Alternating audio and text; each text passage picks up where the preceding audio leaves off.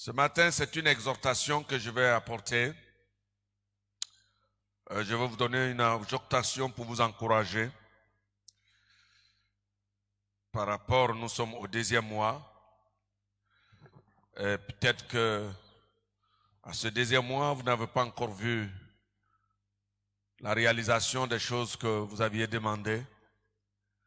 Mais je veux simplement vous encourager à ne point perdre d'espoir, car c'est encore possible. Parce que notre Dieu, il agit en son temps. Il a un temps à lui qui est totalement différent des nôtres. Et le passage que je vous propose est un passage bien connu qui est utilisé souvent quand il y a des cérémonies de mariage. Qui peut me dire ce passage? Jean combien? Par Jean 3. Si vous allez à Jean 3, c'est autre chose que vous allez lire. Jean combien? Il faut revenir à la lecture quotidienne de la parole de Dieu. Et de façon systématique, ordonnée. Chaque année, moi, je fais un effort de piocher.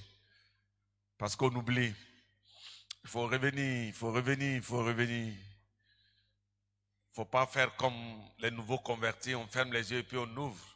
Et puis hop, on dit c'est ici. Non, non, non, il faut lire régulièrement. Et il faut méditer. Lire, parcourir toute la Bible pour avoir un aperçu global du livre de Dieu. L'ancien tout comme le nouveau. Avoir une pensée générale. Voilà, et c'est important, c'est le livre qui va nous guider jusqu'au ciel. C'est le livre de Dieu. Il y a certains qui aiment bien la lecture. Ils vont lire des journaux, ils vont lire des messages sur le net, ils vont lire beaucoup de choses, mais ils ont la paresse de lire le livre précieux, le livre essentiel, le livre de vie. Et pourtant, là-dedans, il y a toutes sortes d'informations pour nous, des révélations, des pensées exactes de Dieu et ce que Dieu veut pour l'homme. Et je vous exhorte vraiment à le faire. C'est là important. Jean chapitre 2, versets 1 à 11. Jean chapitre 2, versets 1 à 11. Naturellement, quand on parle de Jean, ne cherchez pas dans l'Ancien Testament. Vous verrez Jonas, mais pas Jean. Il faut venir dans le Nouveau Testament. C'est pourquoi la chorale, il faut reprendre encore à chanter les chants de la Bible. Jacob est où? Jacob, tu es là? Voilà, il faut revenir à cela cette année. Vous avez compris? Comme ça, on chante avant la parole de Dieu, tu t'élèves et puis comme je chante, c'est merveilleux ce que Dieu fait. Toi aussi, tu fais les 66 livres de la Bible. Donc, on se change. Je chante un dimanche, toi, tu chantes l'autre dimanche. D'accord, Jacob? Hein, la chorale, vous êtes prête pour ça? Voilà, comme ça, le peuple va apprendre avec vous de façon chronologique. Et quand on vous dit prenez Esdras, vous savez déjà d'où se trouve Esdras. Certains qui vont chercher jusqu'à ne trouvent pas et puis ils ferment leur Bible pour regarder. Vrai ou faux?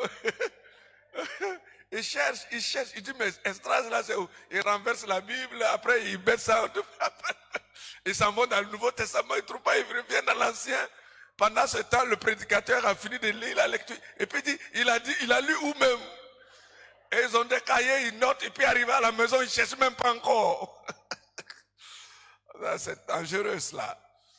Voilà, donc Jacob va nous aider avec ce chant et nous allons nous faire du bien. Je fais la lecture pour vous, s'il vous plaît, peuple précieux de Dieu. chandelier. C'est vraiment un honneur pour nous de vous voir ce matin, à ce deuxième mois. 3 jours après, il y eut des noces à Cana en Galilée. La mère de Jésus était là et Jésus fut aussi invité aux noces avec ses disciples. Le vin ayant manqué, la mère de Jésus lui dit, « Ils n'ont plus de vin. » Jésus lui répondit, « Femme, qu'y a-t-il entre moi et toi? Mon heure n'est pas encore venue. » Sa mère dit au serviteur, « Faites ce qu'il vous dira. » Or, il y avait là 6 vases de pierre destinés aux purifications des Juifs et contenant chacun 2 ou 3 mesures. Jésus leur dit, « Remplissez d'eau ces vases. » Et ils les remplirent jusqu'au bord. « Puisez maintenant, leur dit-il, et portez-en à l'ordonnateur du repas. » Et ils en portèrent. Quand l'ordonnateur du repas eut goûté l'eau changée en vin, ne sachant d'où venait ce vin, tandis que les serviteurs qui avaient puisé l'eau le savaient bien, il appela l'époux et lui dit, « Tout homme sert d'abord le bon vin, puis le moins bon, après qu'on a beaucoup bu. Toi, tu as gardé le bon vin jusqu'à présent. » Tel fut à Cana, en Galilée, le premier des miracles que fit Jésus. Il manifesta sa gloire et ses disciples crurent en lui. Amen. Béni sois-tu, Père Céleste, pour ton amour et ta grâce. Alléluia. Merci pour ta parole qui nous fait du bien. Seigneur, ce matin, tu es le Dieu vivant, puissant, qui parle. Oui, tu parles à ton peuple quand il se rassemble. Quand il vient dans ta présence, tu lui parles. Et ce matin, tu as choisi un canal insignifiant par lequel tu désires parler à ton peuple, à toi. Seigneur, c'est toi qui aurais pu être là devant ce peuple et lui parler. Parce qu'il est ta propriété, c'est ton peuple. Mais tu m'as choisi pour le faire. C'est une grâce. Mais ce que je te demande, Père Céleste, c'est de m'accorder ton onction, ta force, ta puissance, afin de pouvoir expliquer ce que je dois dire pour le bien de ton peuple, car il en a besoin pour son édification. Et je sais que ce matin, tu ne parles pas en vain. Tu veux faire un miracle dans la vie de quelqu'un. Tu veux toucher quelqu'un. Tu veux, Seigneur, encore changer les conditions de vie de tes enfants qui attendent de toi secours et assistance. Et je sais que ce matin, tu les as conduits à ce lieu précis pour les bénir. Oh, pendant que je parle, ton esprit est en mouvement. Oh, dans les cœurs, dans les vies, pour changer, pour transformer, pour fortifier, redonner l'espoir à ceux qui ont perdu l'espoir. Merci. Bénis cette parole au nom de Jésus. Amen. Jésus change ta condition de vie. Il change ta condition de vie. Mon objectif ce matin en abordant un tel thème, c'est d'amener chacune et chacun à comprendre encore que Dieu peut tout. Vous redonner l'espoir. Nous avons eu une semaine spirituelle avant la fin de l'année. Et au début de l'année, nous avons une semaine encore spirituelle, d'accentuation spirituelle. Et au cours de ce moment, nous avions demandé beaucoup de choses au Seigneur, vous, tout comme moi. Mais peut-être que certains n'ont pas encore eu la chose demandée. D'autres l'ont eu. Mais certains ne l'ont pas. Mais je voudrais vous faire comprendre ce matin que votre temps n'est pas celui de Dieu. Son heure est totalement différente de notre heure. Et de par cette exhortation, ça vous redonner l'espoir. Comprendre que « Dieu peut changer ta vie ».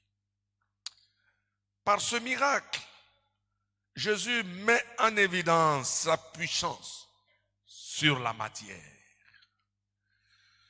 Il est celui qui agit sur les éléments de la nature et change les circonstances, quelles qu'elles puissent être. Une atmosphère de tristesse, de deuil, de misère, d'amertume, de pauvreté, d'affliction et d'insatisfaction est transformée en une atmosphère de gaieté, de richesse, d'abondance, de joie, de gloire et de vie. Tel est le contenu de ce texte lu. Une cérémonie de mariage au cours de laquelle le vin, élément important lié à la cérémonie et à la consommation effective du mariage, venait à manquer. Le couple, Marie et les membres de la famille qui étaient chargés de fournir la nourriture et la boisson se trouvaient plongés dans un profond embarras de confusion et de honte.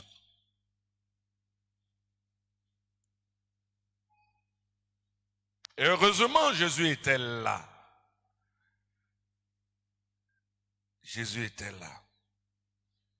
Cela me fait penser souvent aux cérémonies de mariage ici. Et le comité d'organisation de mariage est continuellement confronté à certaines réalités demandées à la diaconesse Bourou-Thérèse, notre frère Prégnon et notre sœur Madame Nelbien, Madame Yao Bokosa, demandez. Et quelquefois, ils s'entretiennent avec le couple comme une personne qui seront là à votre mariage. Et non, 200 personnes, 300. Le comité se prépare conséquemment. Mais à l'évidence, on trouve que la nourriture ne suffit pas. Et le comité est obligé de partir chercher encore de la nourriture, en acheter à leurs propres frais, quelquefois.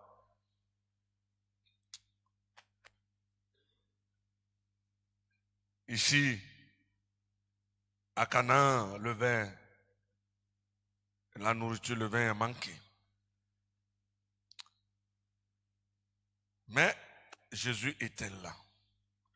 Seul Jésus comble les vides intérieurs causés par les échecs de la vie dans le cœur humain. C'est seul Jésus. Pas personne d'autre. Mais comment le changement de cette situation de honte et d'embarras a-t-il pu être possible? Comment le changement de ta condition de vie peut être possible ce matin? Au regard de ce texte que nous venons de lire, nous pouvons proposer, frères et sœurs, 3 éléments importants pour que le changement soit possible, réel, dans vos vies, dans ta vie. Alors note ces 3 éléments. Et si tu les notes véritablement et tu crois à ces éléments, tu verras le miracle s'accomplir dans ta vie ce matin même, aujourd'hui même et maintenant même. Alléluia. Ah, c'est notre Dieu, le Dieu de miracles. Il fait le miracle et des grands miracles. Alors, le premier élément, c'est l'invitation de Jésus. Inviter Jésus. Jésus a été invité aux noces. Jean chapitre 2 verset 2 nous dit, et Jésus fut aussi invité aux noces avec ses disciples. Jésus fut aussi invité aux noces avec ses disciples. Jésus accepte de prendre part à ces noces, montrant ainsi l'importance qu'il accorde au mariage.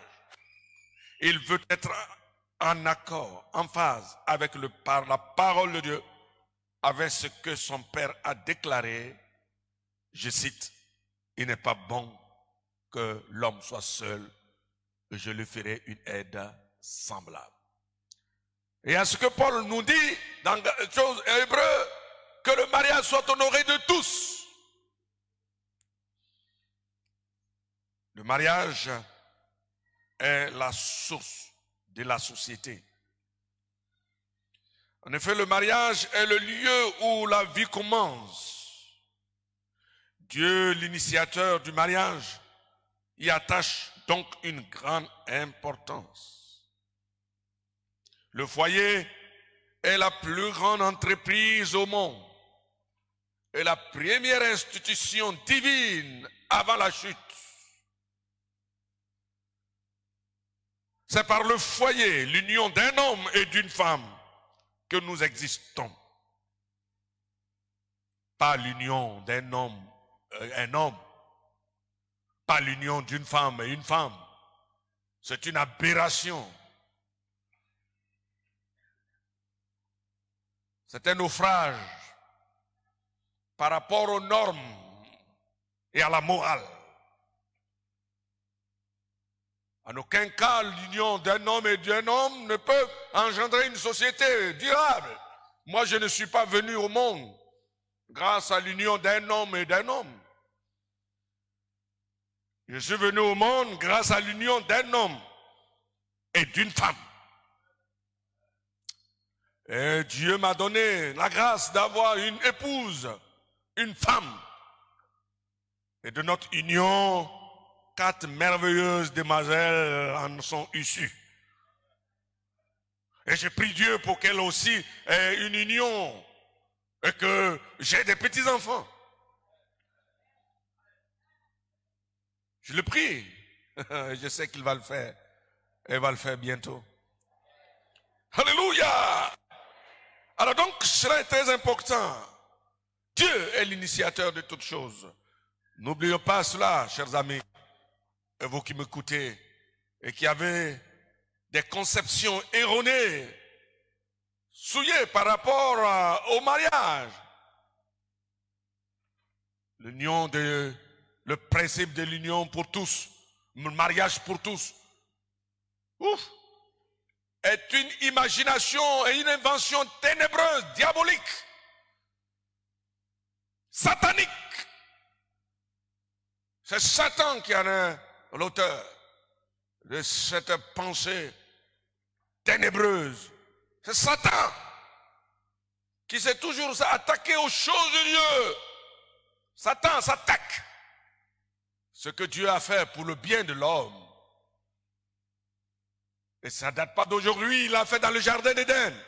Quand il s'est attaqué au foyer, voulant détruire Adam et Ève. Et il continue de le faire. Croyant qu'il va atteindre ses objectifs, il va atteindre. Oh! Dieu triomphe toujours. Alléluia! Dieu est toujours vainqueur.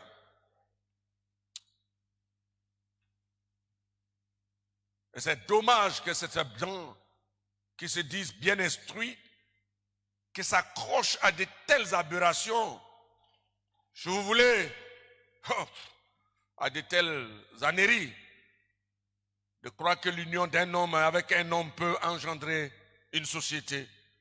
Si c'est possible, pourquoi ils veulent adopter des enfants? Allez-y faire des enfants entre vous deux. Et c'est l'enfant d'un homme et d'une femme que vous voulez adopter. Pour lui dire quoi? Pour donner quoi à cet enfant-là? C'est pas votre argent. Arrêtez de commettre de telles choses. Arrêtez, vous qui avez de telles pensées, de telles manières d'agir, de vous comporter. C'est satanique et diabolique. Quittez et cessez d'être serviteurs et servantes du diable, de Satan et ses démons. En aucun cas, l'union d'une femme et une femme ne peut produire des enfants. Tout comme l'union d'un homme et un homme ne peut conduire des enfants. C'est l'union d'un homme et une femme. C'est ce qui a existé dès le commencement. Même dans la production des plantes. Même les plantes, la nature. Vous qui faites science nature, de la nature, vous savez cela.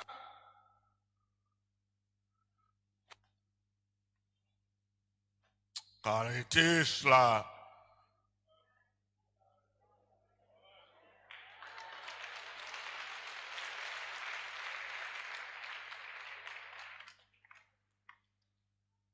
Jésus vient au mariage, aux noces. Il n'est pas venu au mariage d'un homme et d'un homme.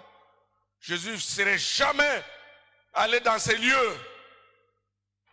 Ou d'un mariage d'une femme et une femme. Jésus ne serait jamais allé dans cet endroit. Il allait à un mariage où il s'agit d'un homme et d'une femme. Le psaume 127 est clair. Ce cantique de degré est très important. Mettre Dieu au premier plan. Il dit que si l'Éternel ne bâtit, ceux qui bâtissent travaillent en vain. Alors, Dieu au premier plan en tout.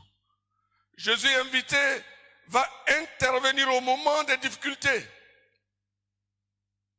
pour sauver l'honneur du couple, pour produire la joie des invités et compléter ce qui manque. Amen. 3 choses. Il va faire 3 choses parce qu'il a été invité. Il va sauver l'honneur du couple. Alléluia. La première chose. Il va produire la joie des invités et du couple. Et enfin, il va compléter ce qui manque. De même manière qu'il le fit pour le couple de Cana, il désire le faire pour toi ce matin. Il veut participer non seulement à ta joie, mais aussi à tes peines, tes difficultés, si tu l'invites. Ici, il s'agit d'un mariage, je précise. Mais il y a bien des domaines dans la vie qui nécessitent l'intervention de Jésus. Oui, bien des choses. Vous allez me dire, monsieur le pasteur, ce n'est pas, je ne suis pas en train de marier. Mais je sais que tu es en train de connaître une situation dans laquelle tu désires l'intervention de Dieu.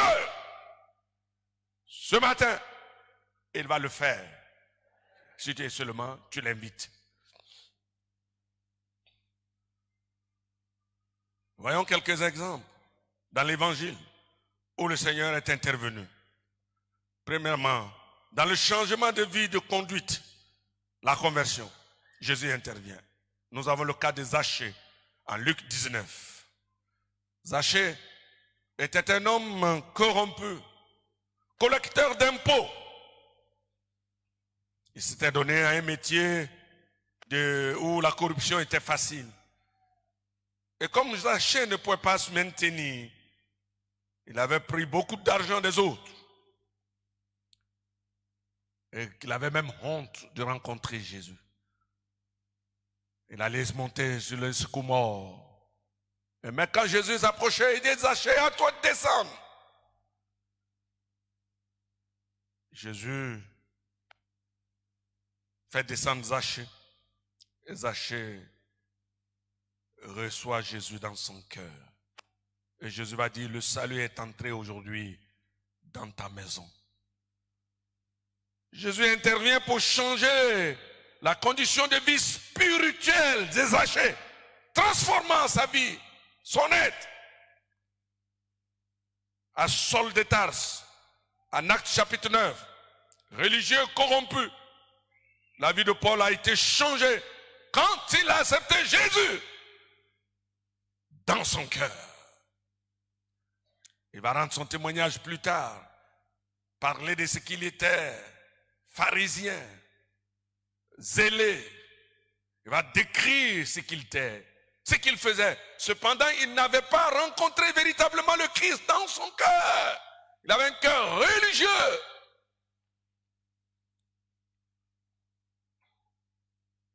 La religion ne change personne. J'aime bien le dire. Aucune religion ne change la vie de quelqu'un. J'ai ma religion. Oh, oh, bravo.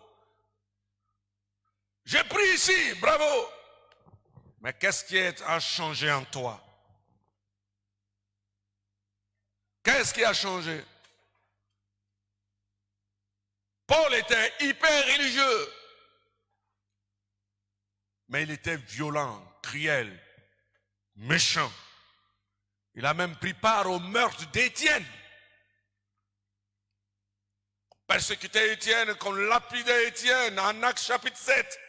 Paul était là, Saul de Tarse. Et il avait obtenu la lettre de la part des principaux sacrificateurs pour se rendre à Damas et ramener liés les partisans de la nouvelle doctrine, c'est-à-dire ceux qui avaient cru en Jésus. Paul avait un zèle pour ces choses. Et c'est justement sur la route de Damas qu'il va rencontrer le Seigneur des Seigneurs, le glorieux, le tout-puissant, le Seigneur descendu sous une forme de lumière, et Saul de Tarse est tombé par terre. Et lui qui était là, zélé, va négocier. Seigneur, que veux-tu que je fasse? Il a reçu Jésus, et Jésus a changé sa vie. Et il est devenu le défenseur de cette doctrine. Il a prêché la parole, il a enseigné la parole. Et il a écrit des épîtres qui nous servent aujourd'hui pour notre édification et pour l'édification du corps de Christ. Jésus intervient pour changer. Et ce matin, Jésus veut intervenir dans ta vie pour changer ta vie spirituelle, ta condition de vie spirituelle. Oui, religieux, pour que tu deviennes un véritable enfant de Dieu. Né de nouveau, transformé, changé et connecté à Jésus pour faire sa volonté et non ta volonté. Il a changé Zachée, il a changé Paul, il peut aussi te changer ce matin si seulement tu lui donnes ton cœur.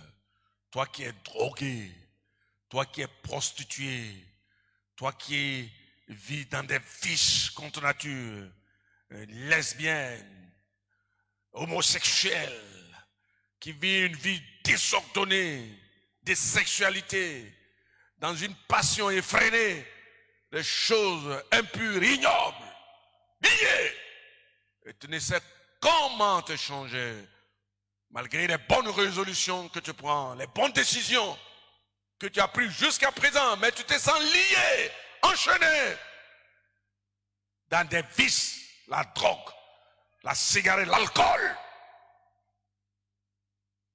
Lié. Ce matin, Jésus peut changer ta condition de vie, ta spiritualité, donner un sens nouveau à ton existence et te rendre joyeux, heureux, parce que transformé par Jésus-Christ. Est-ce que tu le veux ce matin? Oui, reçois-le. Et ce matin, il pourra te changer. Il intervient justement dans le changement d'atmosphère de deuil en atmosphère de gaieté. La veuve de Naïn, en Luc chapitre 7, versets 11 et 18. Et Luc chapitre 10, verset 16. Il dit, tous furent saisis de crainte et glorifiant Dieu. Un grand prophète apparut parmi nous et Dieu a visité son peuple. Oui, cette femme, et non seulement elle était veuve, mais son seul fils qu'elle avait venait de mourir. Jésus sortait de la ville, Jésus entrait dans la ville avec ses disciples, et le cortège des cercueils de deuil sortait aussi de la ville. Et il y a une rencontre. Et quand ce qui est vivant rencontre ce qui est mort, oui, la vie est communiquée. Jésus communique la vie. Et il touche le cercueil.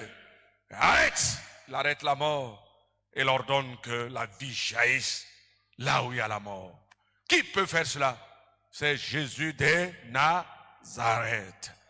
Et ce matin, toi qui es dans l'affliction, toi qui es dans le deuil, toi qui pleures encore, qui par les circonstances de la vie, et tu as pleuré toute la nuit et toute cette semaine, parce que rien ne va plus dans ta vie, tout est difficile et sombre pour toi, et ce n'est que les pleurs. Mais je t'exhorte ce matin à te tourner vers Jésus, et je te dis, Jésus est là, et lui il peut changer les pleurs en joie. Amen. Oui, parce qu'il veut te toucher d'une manière particulière, exceptionnelle. Parce que simplement tu as dû prier à ses yeux. Oui, et il t'aime et il veut te toucher.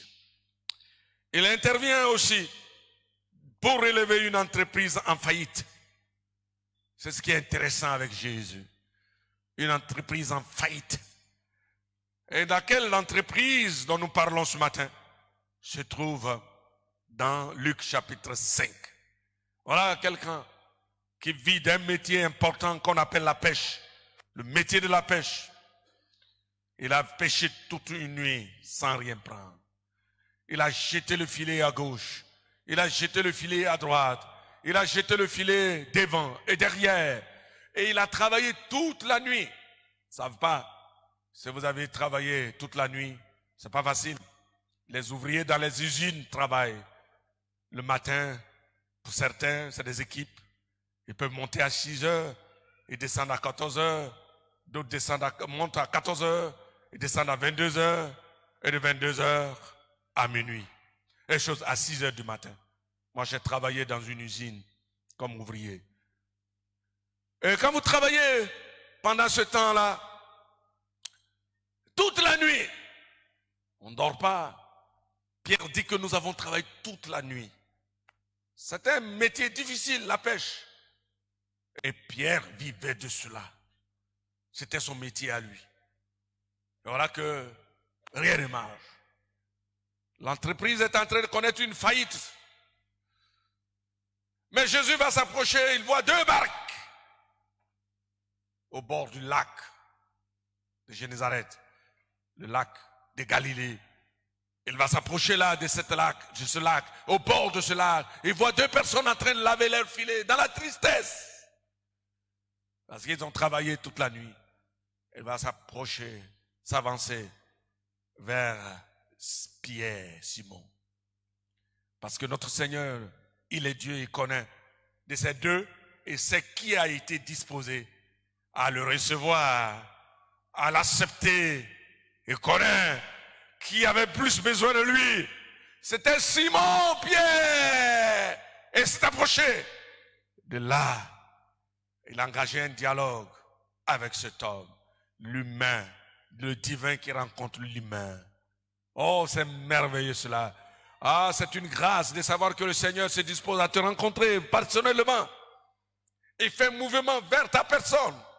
Oh, moi, chaque jour, je suis heureux de savoir que Dieu, dans sa préscience, il fait mouvement vers la maison d'une personne. Il me prend pour le connaître, pour changer ma condition de vie. Et ce matin, il sait que ta société est en faillite. Il sait que tes affaires ne marchent plus comme avant. Il sait qu'il y a une difficulté dans ce que tu es en train de faire. Les sous ne montent plus comme avant et les choses ne marchent plus comme avant. Dans tes affaires, dans tes activités, dans tout ce que tu fais. Oui, ce n'est plus comme avant. Tout est dur. Et tu es là découragé, en train de laver ton filet. Dans la tristesse, dans le désespoir. Oui, et du coup, voilà le Seigneur qui vient. Il vient. Et en conditions ont changé. Alors, frères et sœurs, invitez Jésus. Invite-le dans ta vie. Invite-le dans ta vie. Invite-le dans ta barque. Invite-le dans tes affaires. Jésus a été invité à ses noces. Il a été invité. Prends le temps d'inviter Jésus dans ton cœur. Oui, prends le temps d'inviter Jésus. Dans ton foyer. Oui, ton foyer qui connaît tes difficultés présentement. Où il n'y a pas d'entente. Entre toi et monsieur. Entre monsieur et toi, madame. Il n'y a pas d'entente. Et entre toi et les enfants. Entre vous et les enfants. Mais invitez Jésus. Engagez Jésus dans cette vie de couple, dans ce foyer. Engagez son nom. Ton nom y est. Allez, on te rend responsable. Jésus, je te rends responsable de cette maison, de ce foyer, de ce couple. Tu es responsable. Tu es le propriétaire. Tu es le maître. Allez, fais. Et vous allez voir qu'il changera l'eau en vin. La joie viendra. Oui, la paix viendra. L'harmonie viendra. Et les enfants qui ont l'habitude de se déchirer par des querelles, désormais ces enfants vont s'embrasser et vous serez heureux. Il va te proposer, sortons pour prendre pour un pique-nique, allons, sortons, partageons le repas quelque part. Ma chérie, mon chéri, la joie reviendra, l'amour renaîtra, la paix reviendra, la gaieté reviendra dans ton foyer parce que tu as donné la première place à Jésus. Évitez de vous substituer en Jésus. Évitez de vous substituer en Jésus. Vous n'êtes pas Jésus. Vous n'êtes pas non plus le Saint-Esprit. Il y a des femmes qui veulent changer leur mari. Il y a aussi des hommes qui veulent changer leur femme. Quel pouvoir avez-vous pour changer quelqu'un? Est-ce que vous avez ce pouvoir? Bon, si tu as ce pouvoir, va changer ton patron du travail. Commence par ton patron qui te fatigue, va le changer. Va changer ton patron. Voilà. Et puis va changer tout. Est-ce que vous avez ce pouvoir? Nous n'avons pas ce pouvoir, chers frères et chères sœurs. En matière de couple, évitez de vouloir changer. Évitez. Ce n'est pas vous qui avez le pouvoir de changer quelqu'un, mais c'est le Dieu par son esprit capable de changer quelqu'un. Invitez-le. Seigneur, la situation est là, mais toi seul as le pouvoir de faire. Et croire à cela. Croire à cela. C'est lui qui change les cœurs. C'est lui qui incline les cœurs. C'est lui qui transforme toute vie. Qui change le désespoir en espoir. Invitez-le simplement. Rendez-le responsable de la maison. Et vous verrez la suite. Ça prendra le temps que ça peut prendre. Mais un jour, il va le faire. Et quand il le fait, tu oublies les 15 années de souffrance. Tu oublies les 20 années de souffrance. Tu oublies les 10 années de souffrance. Tu oublies les 2 années de pleurs où tu ne fais que pleurer sur les têtes de ton oreiller. Chaque nuit, il te fait pleurer, les larmes coulent. Oui, tu vas tout oublier. Le cœur soigné, tout cela, ça repart à zéro. Parce que Jésus a été invité et il a pris la place qui est la sienne. Et tu es béni toute ta vie. Amen. Deuxième élément, fais tout ce qu'il te dira. Il est invité, il faut faire. Jean 2, verset 5. Samuel dit aux serviteurs, faites ce qu'il vous dira. Chers frères et sœurs, voici une deuxième condition qui permettra à Jésus de changer votre condition de vie. Marie sait que Jésus, présent à cette cérémonie, pouvait résoudre le problème, s'il le voulait, et au moment opportun à ses yeux, pas au moment voulu des hommes. Il a d'ailleurs dit, mon heure n'est pas encore venue. Lorsque Jésus jugea que l'heure était arrivée, il se tourna vers les serviteurs et leur dit de remplir d'eau 6 grandes jarres, une jarre. Chacune de ces jarres pouvait contenir 75 à 115 litres. 75 ou 115 litres, une de ces jarres. Ce n'est pas 2 litres. 75 litres, certaines, et 115 litres d'autres. Parce qu'ils sont dans un contexte désertique. Il faut avoir assez d'eau pour pouvoir faire le ménage à la maison. Et chaque femme, chaque foyer avait de telles jarres, d'une telle capacité à cette époque. Ce sont les fûts.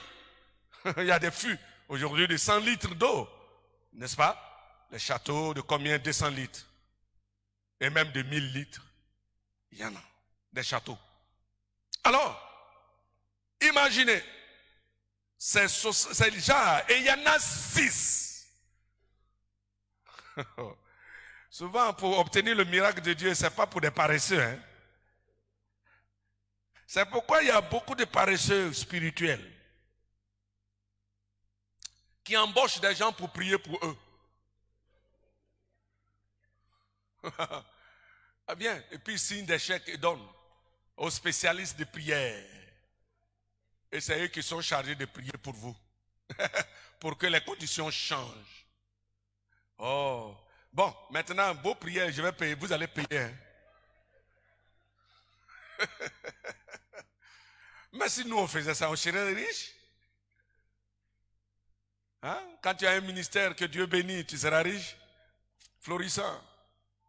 Depuis combien d'années de ministère? Et puis Dieu m'a fait grâce de voir de beaucoup de miracles. Beaucoup de miracles. Ces miracles-là, ça, je serais milliardaire aujourd'hui. Non. Non. Le Seigneur veut que tu expérimentes le miracle à toi. Et le chemin pour parvenir à ce miracle est souvent difficile, mais pas impossible. Est-ce que vous avez compris cela? C'est simple. C'est plus simple même que certaines choses auxquelles vous vous donnez et vous faites. Voyez-vous. Jésus est invité, va intervenir au moment opportun selon son heure. Et pas ton heure à toi. Il n'intervient ni avant, ni après. Seulement, il y a une condition. Faire ce qu'il dit. Pas ce que tu dis, ni ta tradition, ni ta coutume, ni ta manière. Mais ce qu'il te dit et ce qu'il te dit est écrit dans un livre appelé la Sainte Bible. Amen. Dis Amen. Ce qu'il te dit de faire là, il n'invente rien, il n'improvise rien, mais c'est écrit là. Ce livre-là, que tu refuses de lire, et dont tu as la paresse de lire. Tout est là. Vous achetez un nouveau appareil, on dit il y a un manuel, n'est-ce pas? On prend le manuel et on regarde. Le médecin vous prescrit un médicament, il vous dit il y a la posologie. Moi j'oublie toujours. J'ai dit docteur, il faut écrire ce que je dois faire là. Moi j'écris. Donc il met 2 traits comme ça. Ça veut dire 2 matins, docteur Benjamin, c'est ça non? Mon docteur, j'oublie toujours. Mais c'est important de connaître la posologie. Combien tu dois prendre? Une fois j'ai failli me tuer, j'ai pris mes médicaments, j'ai dit, heureusement j'ai une femme qui regarde. Qu'est-ce que tu fais? J'ai dit, c'est ce que le médecin a dit. Oh chérie, tu vas te tuer. C'est pas ce qu'il a dit. Hein? Il dit, qu'est-ce qu'il a dit? Heureusement, on était ensemble. Ça là, on prend 2 matins. Et puis le soir. Je dis, on ne prend pas 3 matins.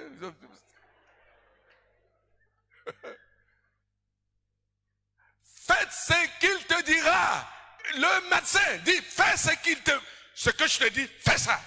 Jésus dit, fais ce qu'il te dira. Et ce qu'il te dit, c'est ici.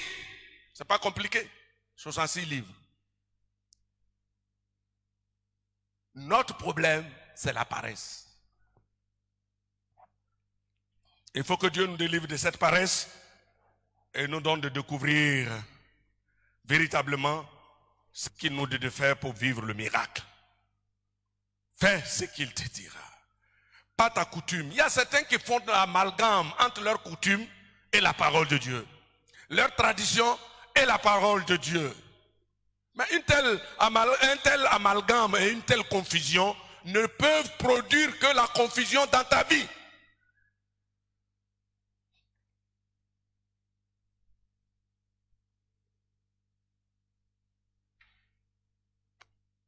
Évitez la confusion. Notre Dieu n'est pas celui de confusion. Mais il est clair quand il parle. Dans ce texte, ce qu'il fallait faire y est écrit. Et le texte de Jean 2, il y a 2 choses à faire. Il fallait remplir d'eau 6 vases. Et ensuite, il fallait puiser et le faire goûter par l'ordonnateur du repas. Donc, remplir une chose et puis puiser l'eau là pour aller donner. Et toi qui puises ça, tu sais que c'est de l'eau que tu as mis dans ton bol ou ton verre. L'eau limpide, c'est ça que tu vas donner. C'est au moment où l'ordonnateur du repas a pris le verre et est en train de boire, le miracle s'est produit. Alléluia. C'est pourquoi je vous dis qu'il y a un chemin. Et ce n'est pas facile pour vivre les miracles de Dieu. Fais ce qu'il dira. Fais ce qu'il dira. Et tu verras que Dieu te demande de faire. Cela veut dire quoi? Dans notre contexte de ce matin, il y a deux choses. Il faut remplir ton cœur religieux par la parole de Dieu. C'est représenté par ces jarres qui étaient destinés à la purification. C'est un instrument religieux, un instrument, la jarre remplie, et on le puise pour la purification, les ablutions. Ça veut dire quoi? Ces jarres représentent nos cœurs religieux. Il faut ôter cela, cette position religieuse, et remplir de ce cœur la bonne parole de Dieu.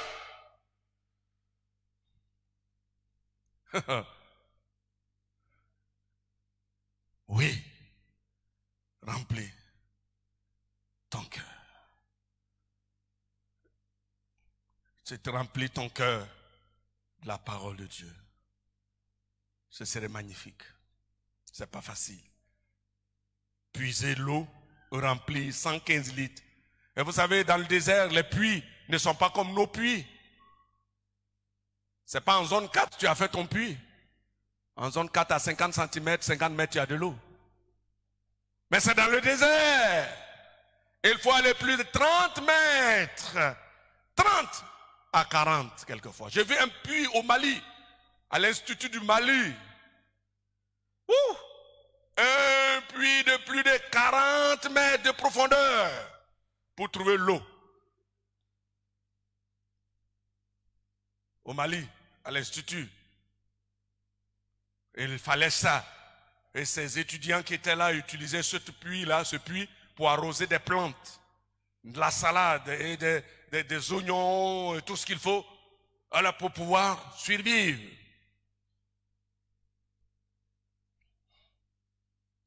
C'est pas possible dans le désert. Imaginez un puits de 35 mètres, 40 mètres de profondeur. Il faut faire descendre le pot et faire remonter pour remplir 6 jarres de 115 litres par jarre. Même les femmes de la Première République ont des problèmes pour faire ça. Ce n'est pas les femmes de la Dernière République, de troisième millénaire. Quand vous allez au village, là, vous puisez de l'eau encore. Hein? Vous avez le courage là de charger la bassine pour aller chercher de l'eau.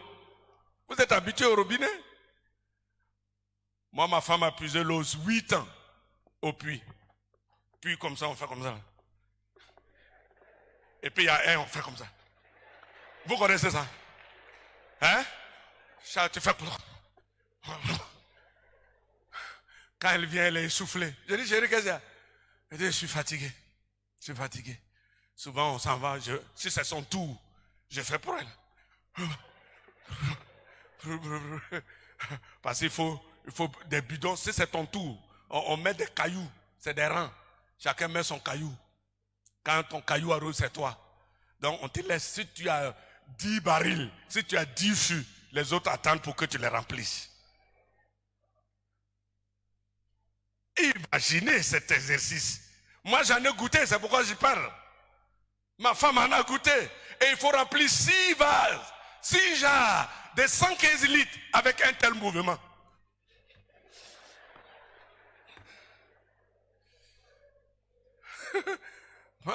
Mon épouse aujourd'hui a un problème de nerfs partout.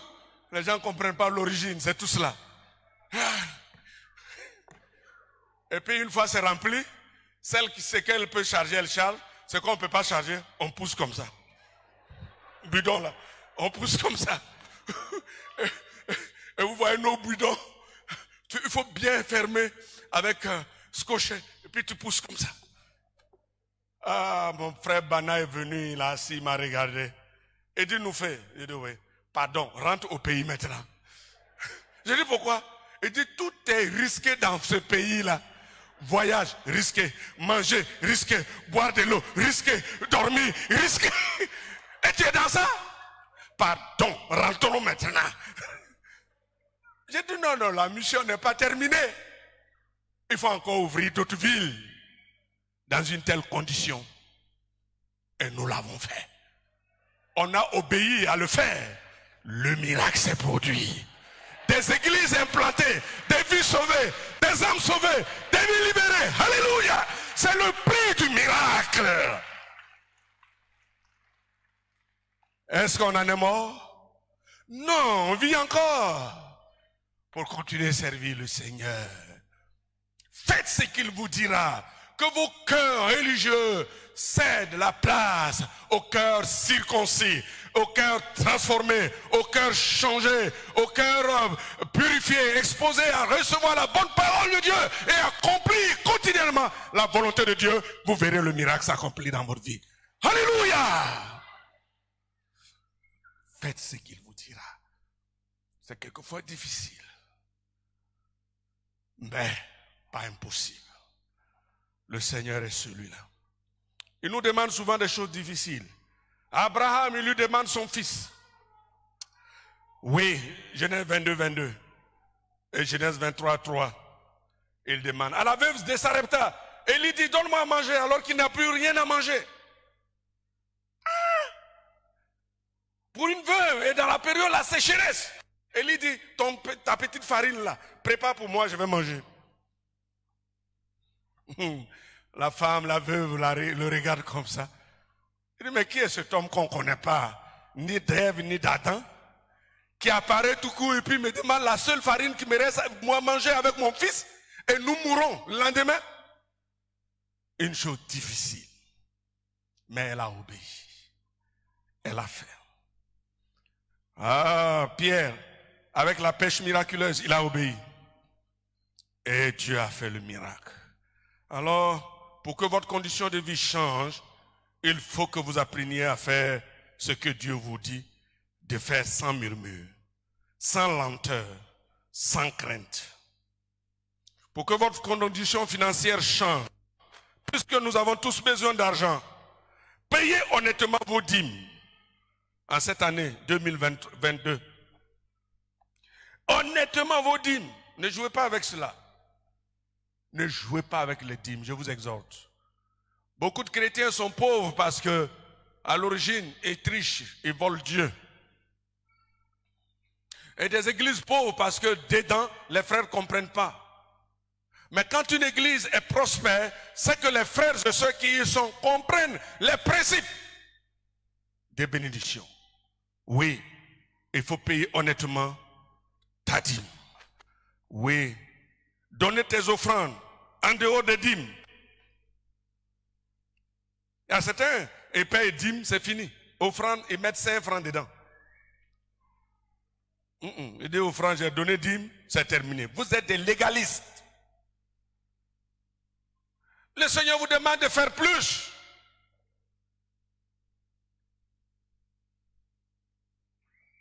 Et même la dîme dans le Nouveau Testament, c'est plus que la dîme. Je connais quelqu'un qui a fait l'inverse. Qui prenait la dîme et donnait les autres à Dieu. Moi-même, j'ai eu pitié de la personne. Je dis, mais pourquoi tu fais ça? Il dit, c'est Dieu qui m'a dit. Je dis, je ne mets plus ma bouche dedans. Au début, je mettais ma bouche pour décourager les gens. C'est ici même mes collègues m'ont corrigé. Parce que je ne connais pas ça. Quand il faut, je dis, oh ma soeur, il faut partir avec ton argent. Tu souffres trop. Non, ce que tu m'as expliqué là, tu dis quoi? Dieu t'a dit de donner ça. Va avec ton argent. Oh. C'est le pasteur Breman qui m'a repris. Il dit, pasteur, ne fais pas ça. Tu prives de bénédiction les frères. Il dit, comment? Il ne te voit pas sa condition de vie. Il dit, mais c'est Dieu qui lui a dit. Je dis, ah c'est vrai. Hein? Mais j'ai écouté, je n'ai pas obéi. J'ai demandé à un aîné, et c'est l'aîné qui m'a expliqué. C'est un contrat entre l'humain et le divin. C'est ça qui m'a libéré. Sinon, je vois votre souffrance. Mais si Dieu t'a dit, c'est entre toi et Dieu, c'est pas entre toi et nous fait. Et c'est depuis lors que j'ai été délivré. Et quand quelqu'un me dit, Dieu m'a dit par rapport à tout ça, je bénis la personne de tout mon cœur. Et je bénis ce frère. Et ce que Dieu a fait dans la vie de ce frère, c'est extraordinaire. Dieu lui a parlé. Je voulais être un obstacle en tant que pasteur. Mais heureusement, je me suis ressaisi. Parce que je voyais ses conditions. À peine, il devait sortir de l'ornière et il dit, voilà ce que Dieu lui dit de faire. Mais c'était clair. Dieu l'a béni. Faites ce que Dieu te dit de faire. Paye tes dîmes honnêtement, fidèlement. Même quand c'est dur, c'est là qu'il faut payer les dîmes. Il y a certains qui disent, ah cette fois-ci ça a été dur, hein, je n'ai pas pu payer mes dîmes. Ce que tu as mangé, ça a réglé tes problèmes? Voyez, le diable il est méchant, il est contre nous. Il est contre nous, il est contre toi, il est contre moi, il est contre chacun de nous. Tu as 100 000 francs, il te dit, tu dois donner 10 000 à Dieu. Il dit non! Si tu donnes 10 000 là, tu ne peux pas régler tes problèmes. Est-ce que 10 000 peut régler en réalité ton problème? Mais il va te faire croire que 10 000 là dépasse les 90 000. C'est terrible, Satan. Alors, je vous exhorte à lui dire, Satan, écoute, quitte-la, moi je suis intelligent. Dites-lui ça, je suis intelligent.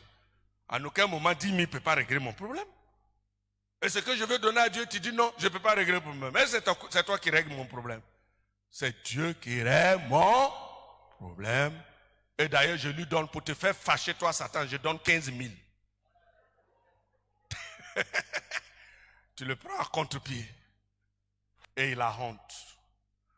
Ensuite, il faut donner vos offrandes et puis exercer la libéralité. Il y a un principe, le frère, professeur Emeroy, au téléphone, on a parlé, sur le principe de donner et de recevoir. C'est un principe et il m'a expliqué. Aller plus loin que même les hommes de ce monde qui ne connaissent pas le Christ utilisent ce principe de donner et de recevoir. Permets que je donne l'exemple. Quelqu'un qui allait construire un centre de santé dans un endroit, simplement pour donner à un village. Oh, il nous a donné centre de santé. Il nous a donné centre de santé. Tout le monde content, heureux. Maintenant, il vient et demande des hectares pour son école et son université. Qu'est-ce qu'ils font? Le chef du village, les notables, tam-tam, gourou, gourou, gourou, gourou.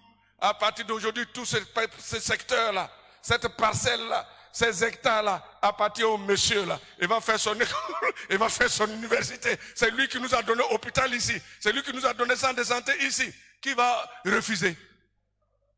Pour un centre de santé, il a des hectares de quoi? De terrain. C'est le principe de donner et de recevoir. Si tu ne sais pas donner, tu n'auras rien. Et c'est pourquoi la Bible dit qu'il y a plus de bonheur à donner qu'à recevoir. Ne soyez pas comme cet homme-là. Il ne s'est jamais donné. Il est allergique au mot donner. Quand on dit donner, il est malade. Il fait la fièvre en même temps. Il fait la fièvre. Et un jour, il marchait là, comme il est tellement égoïste, toujours regardant lui, il est tombé dans un trou. Et entendez bien, tous ceux qui viennent dire, donne-moi ta main pour te faire sortir, ils refusent. Parce qu'ils sont totem mot donné. Ils n'aiment pas entendre ce mot-là. Mon ami, donne ta main, on va te faire sortir du trou. Non, non.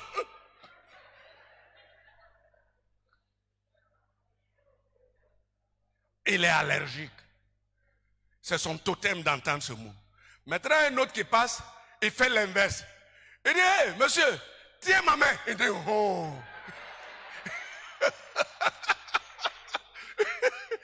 À ce moment, il va prendre la main et puis on le fait sortir de ce trou. Parce que si tu dis donne-moi, jamais. Et bien, les dedans, il souffre quand même. Et celui qui a eu la pensée, il dit, tiens ma main. Et voilà, c'est lui qui parle bien. Parce qu'il aime entendre, tiens. Mais il n'aime pas entendre, donne. C'est dangereux. La puissance de donner et recevoir fait créer le miracle dans vos affaires et dans vos vies. Je termine, on m'a donné 10 minutes qui restent, mais je vais terminer par le troisième élément, c'est la foi obéissante et persévérante. Il vous faut la foi obéissante et persévérante. Obéissante dans la foi et la persévérance. Les serviteurs devaient obéir en faisant ce qui leur avait été demandé. Remplir les 6 vases destinés à la purification d'eau. Les puits dans le désert à cette époque, comme je le disais tantôt, étaient profonds. Et les vases, les jarres concernés avaient une capacité d'environ 75 à 115 litres. C'était donc un exercice périlleux d'obéissance et très lassant. Très lassant. L'obéissance dans la foi est l'une des clés du miracle divin. Oui, la foi qui obéit est l'une des clés du miracle divin. La foi qui obéit et l'obéissance dans la foi. C'est important, la foi. La foi, vous savez ce que c'est déjà. Dans sa définition, une ferme assurance des choses qu'on espère, la démonstration de celles qu'on ne voit pas. Le vrai chrétien prospère, béni, qui vit au quotidien le miracle, c'est ce chrétien qui obéit par la foi et qui fait par la foi. La foi perce l'impossible. Amen. La foi ouvre les portes à l'impossible et fait chasser, fait fuir l'impossible. C'est pourquoi il nous faut la foi. Ils avaient la foi. Ils avaient la foi, le vin n'ayant plus de vin. Mais celui qui est le Seigneur de gloire dit, remplissez. Ils ont obéi, ils sont allés au puits, ils ont tiré l'eau, 40 mètres, 35 mètres, ils ont fait sortir une fois, vieux, 2 fois, vieux, et ils ont rempli les 115 litres et 6 vases. Et maintenant, toi qui puises là, il faut la foi. Il a eu la foi, il a puisé, et le miracle s'en est produit. Mes frères, vous n'avez pas à vous décourager. Il faut manifester. Le Seigneur nous a donné tout ce qu'il nous faut pour vivre son miracle. Abraham a obéi en acceptant d'offrir son fils en holocauste à Dieu. Tout au long de son parcours avec Dieu, sa foi a été démontrée. Oui, toutes les nations de la terre ont été bénies et ta postérité aussi, parce qu'il a obéi. C'est ce que Dieu lui a dit d'ailleurs. En Genèse chapitre 22, verset 18, il dit, toutes les nations de la terre seront bénies en ta postérité, parce que tu as obéi à ma voix. La veuve de Sarepta a obéi, l'huile et la farine n'ont pas manqué, jusqu'à la venue de la pluie. Pierre a obéi en jetant le filet, il a pris une grande quantité de poissons, son entreprise a été relevée. Dans notre contexte, les serviteurs ont obéi en remplissant les 6 vases et en acceptant de puiser pour le porter à l'ordonnateur du repas pour goûter. L'eau changée en vin et de vin de qualité, le meilleur des vins. Jésus fait toujours ce qui est meilleur, excellent pour ses enfants. Et je sais que cette année, il le fera encore. Ce qui est meilleur, ce qui est excellent, ce qui est précieux, il le fera. Il ne fera pas n'importe quoi pour toi. Ce qui ne réjouira pas ton cœur, ce qui ne fera pas ton bonheur, ce qui ne fera pas ta joie, il ne le fera jamais. Mais il fera toujours ce qui fait ton bonheur. Et quoi? De qualité supérieure. Il ne fait rien de médiocre. Il ne fait rien de passable. Il ne fait rien d'assez bien. Il ne fait rien même de très bien. Il fait ce qui est excellent. Que le nom du Seigneur soit béni. Dieu peut changer ta condition de vie. C'est possible. Amen. Alléluia. Alléluia. Tenons-nous debout et prions le Seigneur, s'il vous plaît. Prions le Seigneur. Le Seigneur t'a parlé. C'est pourquoi il dit, n'aie pas peur par le don spirituel. Par l'autre don qui dit, les temps sont difficiles. C'est vrai, mais c'est difficile, mais il est là pour te conduire. Il est là pour chasser la peur en toi, parce qu'il peut tout changer encore en toi. Nous ne sommes qu'au 2e mois. Ce n'est pas encore tard. Crois seulement. Fais ce qu'il te dira. Invite-le. Fais ce qu'il te dira. Obéis dans la foi. Et tu verras ce qu'il va faire pour ta vie. Il va le faire. Prions ensemble le Seigneur. Alléluia. Merci Seigneur pour ta parole que nous avons prêchée. Seigneur, tu l'as béni dans nos cœurs. Tu ne parles pas en vain. Tu sais pourquoi tu as bien voulu que j'apporte ce message. Pour encourager tes enfants. Pour encourager quelqu'un qui traverse des moments difficiles. Des moments, Seigneur, encore de tristesse. Des moments d'angoisse. Des moments d'affliction. Des moments, Seigneur, oh Dieu, de découragement. Mais Seigneur, tu permets que nous apportions ce message pour encourager et pour fortifier ton peuple. Oui, Seigneur, tu es ce Dieu qui ne change pas. Tu l'as fait pendant les noces de Cana. Tu as fait ce miracle en changeant l'eau en vin. Et tu peux le faire ce matin. Oui, si c'est à Cana, c'était l'eau qui a changé en vin. Aujourd'hui, dans la vie de mon frère, oh, c'est sa tristesse qui s'échange en joie. Seigneur, c'est sa affliction qui s'échange en espoir, son désespoir qui s'échange en espoir. Et Seigneur, et sa vie qui reprend, Seigneur, encore, Seigneur, qui te donne encore un nouveau sens à sa vie, à sa personne. Et dans toutes ses affaires, ses entreprises, tu bénis nos cœurs. Alléluia, bénis cette parole dans nos cœurs. Alléluia, fortifie-nous, encourage-nous. Seigneur, bénis, bénis, bénis. Donne-nous de t'inviter au quotidien. Donne-nous, Seigneur notre Père et Dieu, oui, de faire ce que tu dis. La parole de Dieu, cette parole de Dieu, oh Dieu, donne-nous de nous attacher à elle. D'attacher à elle, oui, attacher à cette parole, à faire ta volonté. Oh Dieu, nous comptons sur toi. Nous comptons sur ta grâce. Seigneur, étends ta main et manifeste-toi, glorifie-toi et donne-nous d'obéir. Viens au secours de notre foi et balaie l'incrédulité, quelquefois qui nous fatigue et qui nous empêche d'avancer. Enlève, oh Dieu, enlève l'incrédulité et glorifie-toi dans nos vies et dans nos cœurs. Ce matin, peut-être qu'il y a des hommes et des femmes qui traversent des moments difficiles dans leur corps, dans leur vie, dans leur santé. Oh Dieu, je te prie de les toucher. Touche-les, fais quelque chose de spécial et particulier dans leur vie ce matin. Oh Dieu, relève l'entreprise de mon frère, relève l'entreprise de ma soeur, le foyer de mon frère qui traverse des moments difficiles. Mais ce matin, tu touches de doigt ce foyer, tu relèves et tu bénis, et fortifie. Alléluia. Oh Seigneur, tu vas le faire. Tu vas le faire. Ah Seigneur. Merci notre Dieu. Merci notre Père. Alléluia. Nous chantons ce cœur qui dit, il fait des miracles. Il est toujours pour changer. Oui.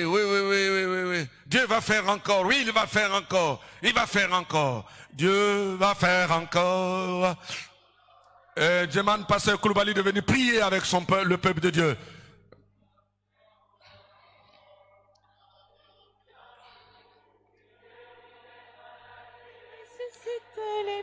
Il va ressusciter ton entreprise, il va ressusciter ton foyer, il va ressusciter tes affaires. Il va faire encore. Il va faire encore. Alléluia. Les miracles, Dieu va faire encore. Dieu va faire encore. Dieu va faire encore. Alléluia. Il guérit les malades, il ressuscite les morts. Il est puissant pour sauver, il ne change pas. Dieu va faire des miracles, des miracles. Dieu va faire encore. Dieu va faire encore. Dieu va faire encore. Alléluia. Il guérit les malades, il ressuscite les morts. Il est puissant pour sauver, il ne change pas. Dieu va faire des miracles, des miracles. Dieu va faire encore. Dis seulement un mot. Dis seulement un mot. Dis seulement un mot. Dis seulement un mot.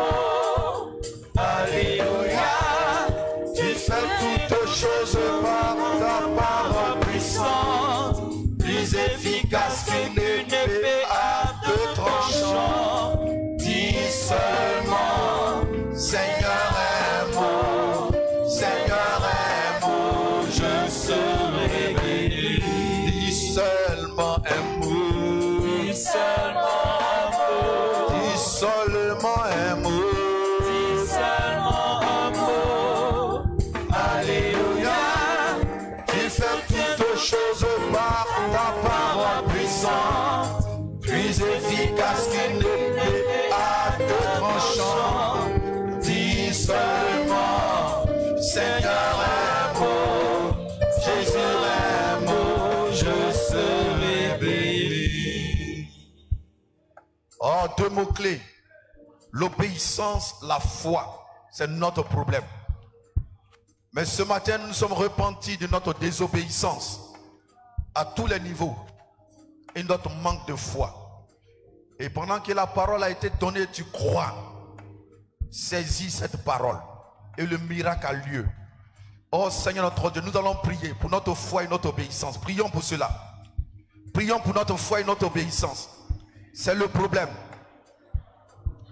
Afin que de notre obéissance et notre foi produisent le miracle. Seigneur, tu as été désobéissant. Et tu as souvent dit dans ta parole, l'obéissance vaut mieux que les sacrifices. Manquant de foi devant des situations. Pour tout cela, nous venons à tes pieds te demander pardon. Toutes les fois que nous n'avons pas été fidèles à notre dîme, c'est un manque d'obéissance.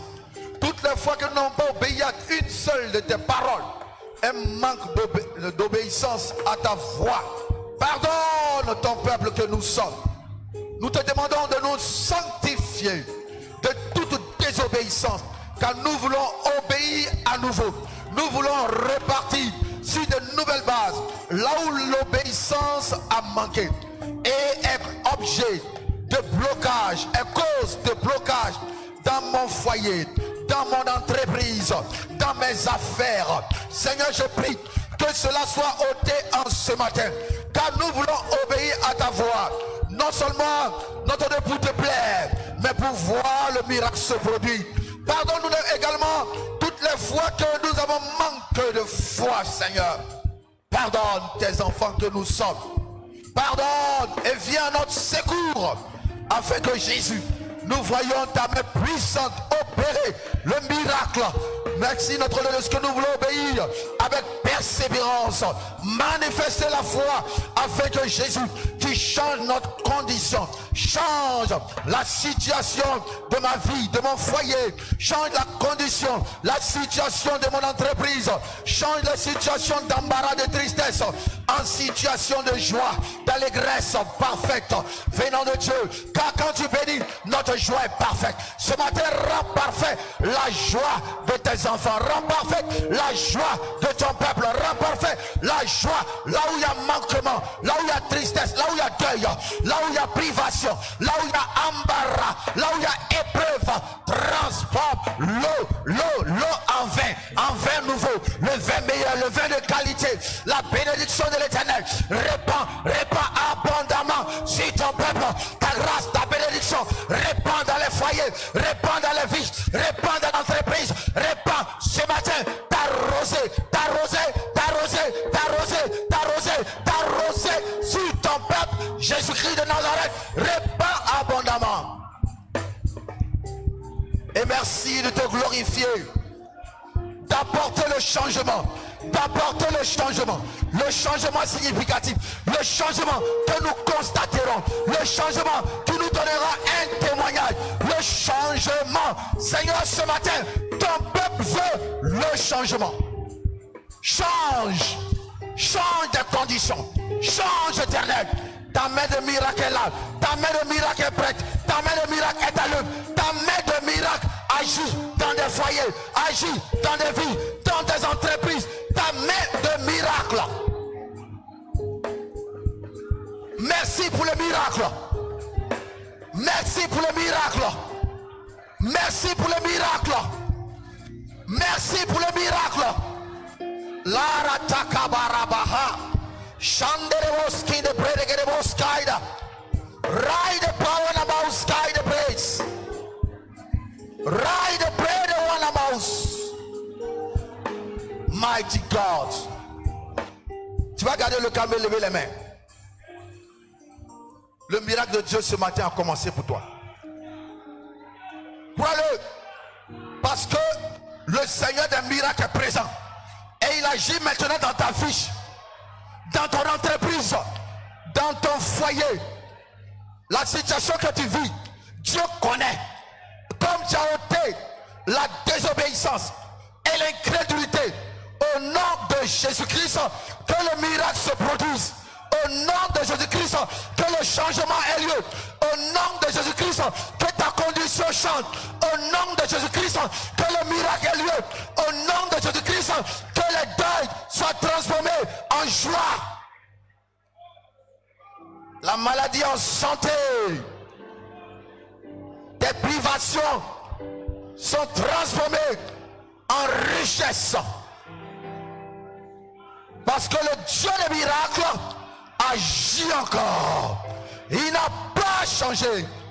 Au nom de Jésus-Christ. Au nom de Jésus-Christ. Toute situation qui était bloquée est débloquée. Au nom de Jésus-Christ, toute situation bloquée est débloquée. Est débloquée. Est débloquée. Est débloquée. Est débloquée. Parce que le Dieu des miracles agit encore. Manifeste ta gloire, Jésus. Manifeste ta gloire, ta puissance, ta seigneurie sur les situations. Manifeste ta gloire, ta gloire, ta gloire, ta gloire, ta gloire, ta gloire, ta gloire ce matin.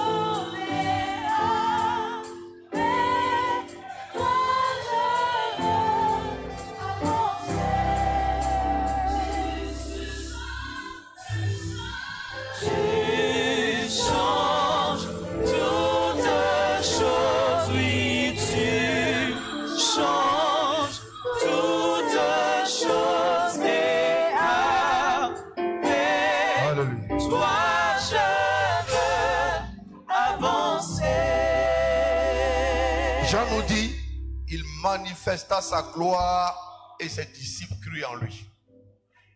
Jésus manifeste sa gloire. Il rend évident sa gloire. Il rend possible sa gloire. Il fait éclater sa gloire. Sa gloire, c'est sa puissance. Ce matin, Jésus manifeste sa puissance dans ta vie.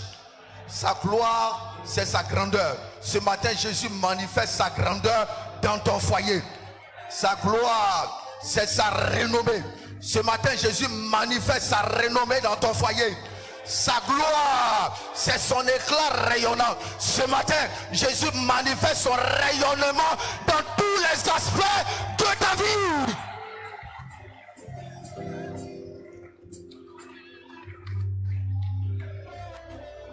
On va garder le silence.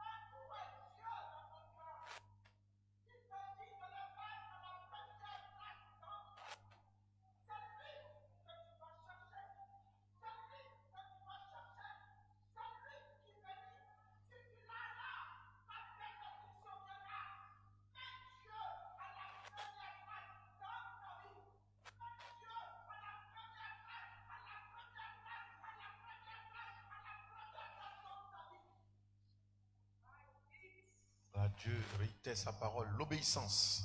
À partir de l'obéissance, Dieu accomplit son œuvre. Que le Seigneur soit béni. Est-ce qu'on peut acclamer très fort sa présence au milieu de son peuple? Merci Jésus. Merci Jésus. Amen.